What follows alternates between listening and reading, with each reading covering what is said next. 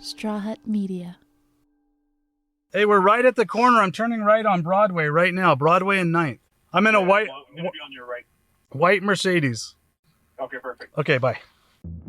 Welcome to Goooooalllll. Today we take a spin in downtown LA with Moe Jeudy-Lamour.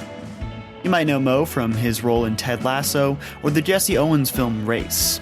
And today we're going to be talking about his role as the goalie in Ted Lasso, his friendship with Jason Sudeikis, and what a true work ethic means in Hollywood, especially when you don't have to.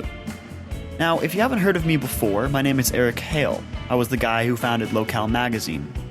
I've spent the past few years giving a few million people the inside scoop on everything SoCal. Now, we've taken our show on the road to highlight the people and places that make this state special, but, in podcast form. So, sit back, enjoy the ride, and let's cruise with Goooooalllll.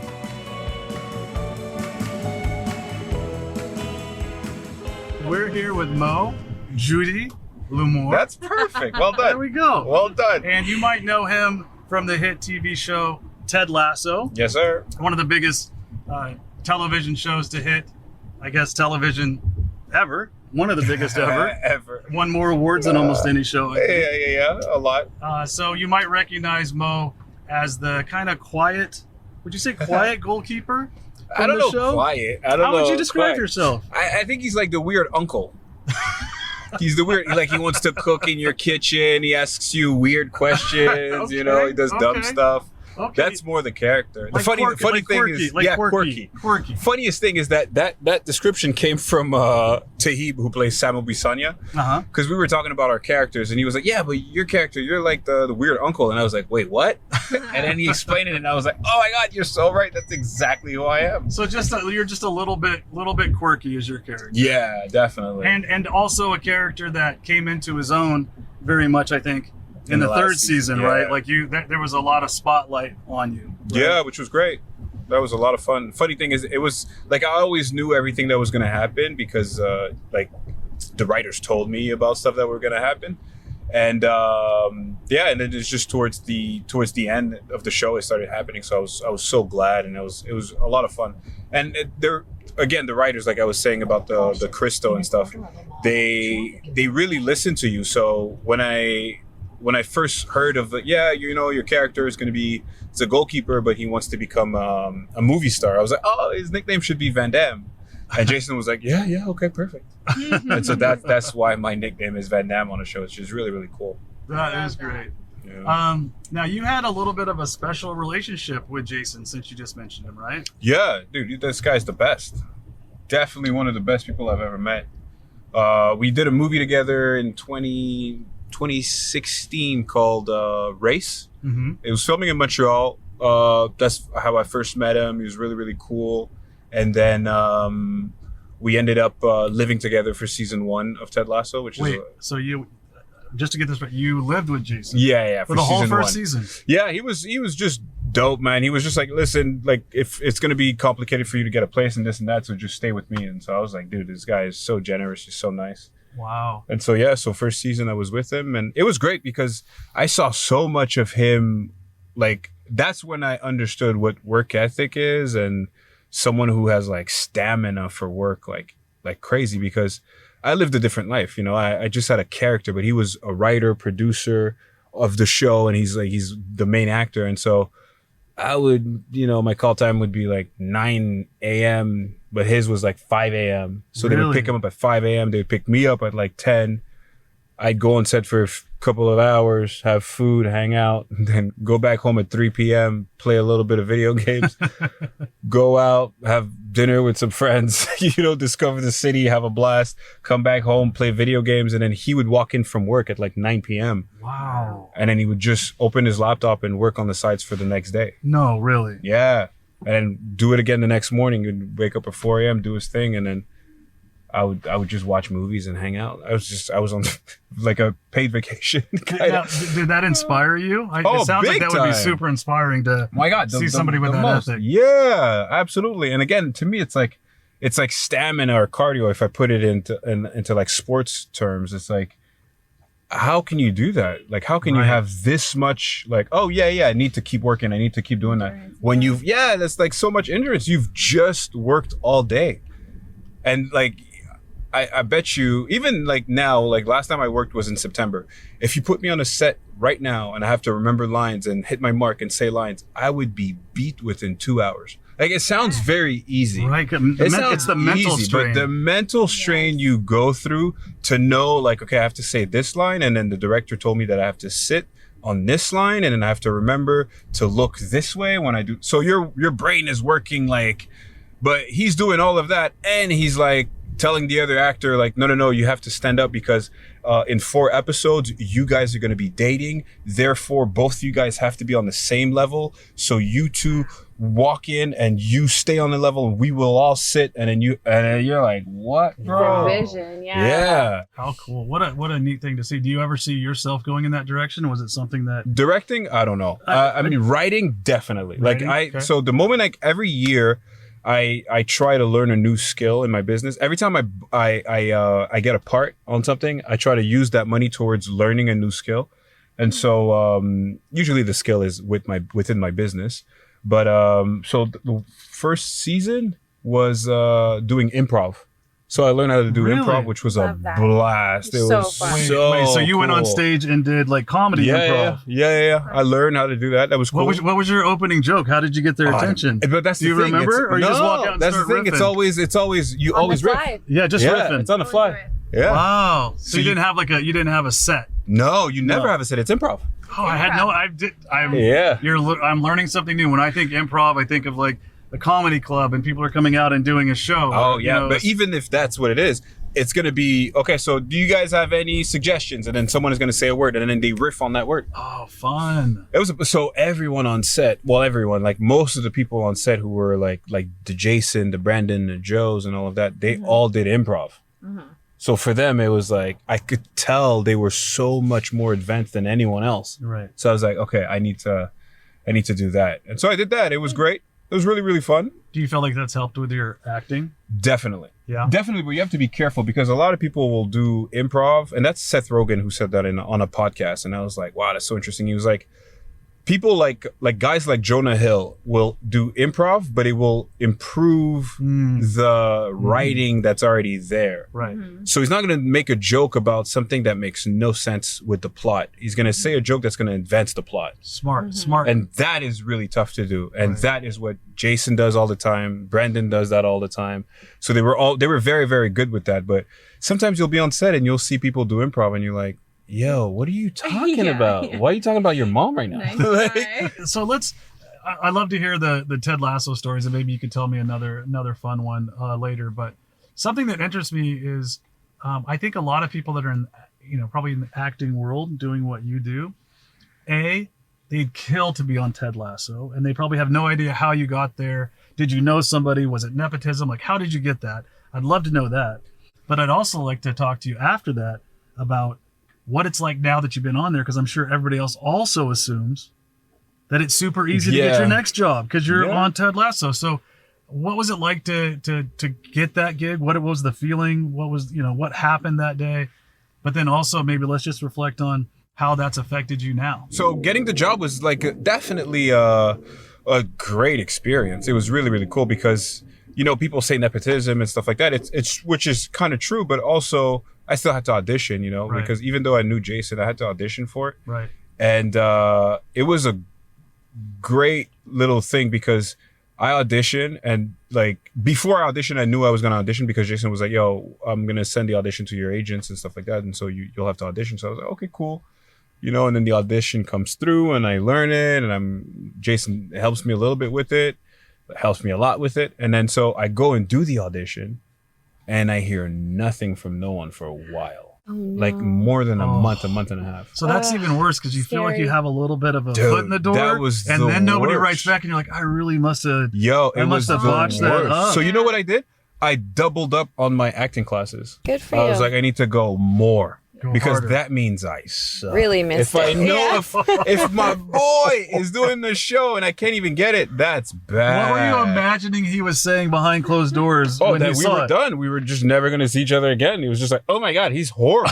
Done. How do You I know? tell him? Oh, It was such a bad feeling because it's your Oh. friend and you know he's such a nice dude and all, and he's like, yo, I can't get you anything, bro. You just Oh, bad. No. So it was really tough. Very, very tough. Aw. For So like how did a you month find and a half. out, and what was that feeling like? So as soon as you he found out? called me. He called me and he was like, "Listen, we watched your tape and so everyone had to audition and it was dummy sides. So dummy sides is basically sides that are not it's like the script but not really the script. So Okay. it's fake. Okay, fake like script. Yeah, it's like a fake script, but it was all Jamie Tart.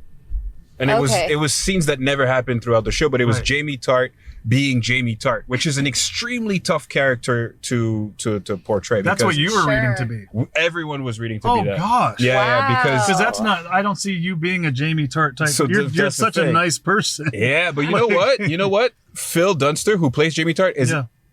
way nicer of a person. Really? Yeah, he's one He of the just best plays people, an asshole really He's really just well. that's the thing is he's not really an asshole. He's more of just someone who's hurt, Yes. and he. Well, you don't find that tries out to- until the later Yeah, seasons. Like in the that's it. first season, he comes across as just a kind of a not a nice guy, That's it. and then you kind of. I think But that's you know what? Though? I don't know. I don't know about that. I feel Really? like if you watch it now again, maybe with especially a different set of eyes. you with the experience of life that you have, I feel Yeah. like if you watch it again, you'll be like, oh, you actually no, he's not a bad guy. He's just He was that's hurting. a hurt person. He was yeah. hurting. It's someone who's hurt. Yeah, I think you could be right there. Yeah, I think it's just what it is, and that's how Phil played it. Because you can watch it back and be like, oh yeah, no, he's not that bad. And by the way, Phil beat out 600 people for that part. Really? Wow. Literally. Because I know the casting director, and she told me that straight up. She was like, it was 600 people that auditioned. We watched 600 tapes. He was the best. I think that's one of the things that I would say best about that show is I think across. I mean, there were so many good things about it, and not that this is talking specifically about you, but the casting seemed to be really Yeah, on. dude, the It just casting felt really and that's- natural. It felt like people that could be playing. Now, you're not really a goalkeeper in real life. Yeah. So in that final season, That's the funny thing. That was literally part of the call with Jason because he called me and he was like, "Yo, listen. So yeah, by the way, we only watched your tape like not long ago. So like for a while, my tape wasn't even no one has seen it. So I was like, oh, I didn't even know. And he's like, yeah. So I watched it. We watched it. The producers watched it. They love you. But we're gonna get you something else. It's not gonna be Jamie Tart. It's gonna be a different character, and you'll be the goalkeeper of the team, and this and that. And I was like, oh my god, this is great. Yeah, okay, perfect. And then, but he was like, but did you play? And I was like, nah, I never played, dude. I played American football. So he was like, yeah, so I'll make you the goalkeeper then, because you'll just catch the ball. And I was like, you know what? I think a striker would be more fun. He's like, how old are you? And then I told him my age. He's like, trust me, be the goalkeeper. and then we start working, and I'm like, oh my god, thank you so much for that, because they keep running the whole time, and I'm just standing around just chilling. Like I had so much time off, I could chill. So I was very, very happy of him being like, yeah, no, dude, trust me, just be the goalkeeper. And then, it was great. And then so then for the first and second season, there was not a lot of football, and I was always told that in the third season there would be a lot of football. Right. And so between season 2 and 3, I got a coach, and then I just started training like crazy. Yeah. So and you trained to be a goalkeeper That's because it, you yeah. had that shot in the scene. That's that beautiful. Oh, dude, that was the second day of filming. Right. That was Actually, a great. sorry, that was the save. first day of filming, because Wow. we were so late on starting to film. They were like, yo, whatever you guys do now, we need to do football stuff at the beginning of the shoot. So I was like, wait, what? Yeah. Which was brutal, because when we do football scenes, we'll do just football scenes for hours, like for days on end. We're just doing football. Yeah, it's like we call it Hell Week. And so we would just do like that for a whole week. Really? And then it was tough. When those happened maybe 4 or 5 times throughout the season, so it Seems counterintuitive. Like what if you got hurt? exactly. Thank you before very the much. season, Yes, right? that's exactly what happened a lot. Yeah. Kola got hurt a lot. A lot of people got hurt, and it's like, yeah, you don't want to be the guy that's like, hey, I'm not gonna do this today. You know, you wanna have fun with your buddies and stuff like that too. You know, so it was a little tough. So, let's get to the other question, right? So now you've been on a show that has been seen around the world, right? You're a recognizable face. People know that you can hold your own. You got the acting chops, and people have seen that in a big form on a big stage. What is it like now? Does that mean automatically that your phone's just ringing off the hook and people want you to be in every major production? Or, or what does that look like now? No, it's very... Does it make it easier, or is it still the same grind? It's always the same grind, or more like much harder, because you're trying to get like quality stuff and good stuff and things like that. But it's a tough grind. Like there was strikes. So we ended, and then I think, did we end? And I think as we were ending, I think the strike, or maybe like a few weeks after we ended, the strike started for writers. Right. And then it was actors. And then, so that was like 6 or 7 months of just momentum dying. Right. Just dying for everybody, not just actors, writers. Just for everyone. Every single person in Hollywood. Just finished. So like we would have been like, oh yeah, we want to see him for this part. We want to see him for that part. High, None of because we're on our high. Yeah. Nothing. Oh. So nothing, and then like in our day and age, there's so much content and there's so much coming out. So it's like boom, boom, boom, boom, boom, boom, boom. People forgot the show already. Yeah, so it's like, oh, okay. That's a tough break. Yeah. You never go back to the beginning. Like it's never like if I say Ted Lasso, people still know, which is pretty good, but it's definitely was a little tougher than what we expected. But I got lucky again, like the Code 8 that I did in between season 2 and 3, which was again, I can't stress this enough. It was so much fun to film, and I think it's going to be a great movie.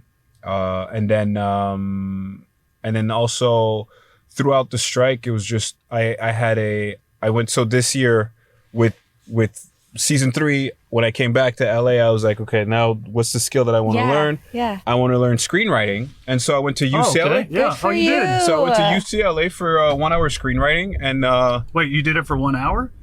no, it's called 1 hour. It's like, 1 hour. I could probably learn screenwriting if you can do it in an hour. Sign me up. And honestly, I can't stress this enough. The older you get, the better school is for you. It was so much fun. Mm-hmm. It was so cool. Also, as a Canadian, to go to UCLA on the campus. It's still the extension campus, but I was still like, oh my God, I'm in. Oh, Bruin. Yeah. I was like, this is so cool. Yeah. It was such a great experience to go to school. It's at night, so, you just schedule your food and stuff like that and go to bed after. But I was like, this is great, dude. I was just hanging out, go to school every, it was on Mondays and then it was Tuesdays. And so it's 4 semesters. The teacher was so good to this day. He's a close friend of mine, Ed Horowitz. Mm-hmm. He wrote a lot of great movies and stuff like that. And so it was just a blast, man. And learning a new skill like that, it made me understand. So our show is 30 minutes, but this was 1 hour TV. So it was like more like dramas and stuff. Okay. It's like shows like Breaking Bad, Game of Thrones, Severance, Law and Order. So we all had to learn how to write those shows. And so for my show, so the first semester is you write for a show that already exists. So I wrote for Sex Education. Mm-hmm. Okay. It was a fun comedy. It was cool because I knew it was going to be something that I could write because of Ted Lasso is a comedy. So I knew that I could kind of write comedy. Mm-hmm. Yeah. And then, so you basically come up with an outline for an episode. And then second semester, 3 months later, is you write the episode. Okay. And then the third semester, 3 months later, is you come up with your outline for your TV show. Okay. And so then you build your own TV exactly. show. Okay. And then the last semester for 3 months, you write the pilot for your show. Oh. Wow. It was so dope. So what's your pilot called? What was your show called? So the show that I made up is called Do No Harm. Okay. And it's the best cardiologist in Illinois is forced to become a mob doctor. Oh, wait, I like this premise. It was so much fun to write. It was, and then at the end, now was he a mob doctor like in Chicago? In Chicago, okay, so he got to stay there. Yeah, he got to like he still practices, which is the pressure of the show. Is he has a wife and kid. He's busy with being the best cardiologist in the state, but then he also because he's in debt with a mobster, and so the mobster tells him like, "Yo, one of our guys got shot. You need to fix him." So it's a little bit. There's a Billy Crystal movie with Robert De Niro but it's that's not similar. really a comedy. Yeah.